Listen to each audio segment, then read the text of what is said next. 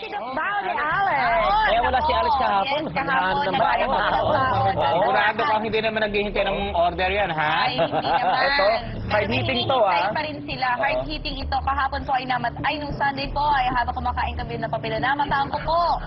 Namataan actually ni Mommy Pinty. Tapos nakita ko na rin. Si Mommy Divine. Oh! Mommy Divine, Geronimo. Kinompal ka, ne? Ang bait-bait ni Mommy Divine. Tapos, nung meron na silang seat doon sa restaurant, tsaka naman bumaba si Sarah Geronimo. Ang ganda ni Sarah. Yan yung ano. Ibig sabihin ni Alex, despite her being busy, may panahon pa rin. Ay, may dagdag ang pa, may pamilya. dagdag Oo, pa. syempre dahil nakatrabaho ko dati si Miss Sarah, sabi ni Mommy Divine, kamusta ka na? Ayun, very pa rin sila, very approachable pa rin si Oo. Sarah. Tapos inaantay pala, ay meron na, nakalimutan. Oh! Dali! Ito yung highlight. Hihintay nila yung kapatid ni Sarah para sabay-sabay silang kumain. Okay. Yun, alam mo, yung balita mo yan, yung baon mo yan, yan ang makapagpapabago sa Galing. In fairness namin, ang ganda.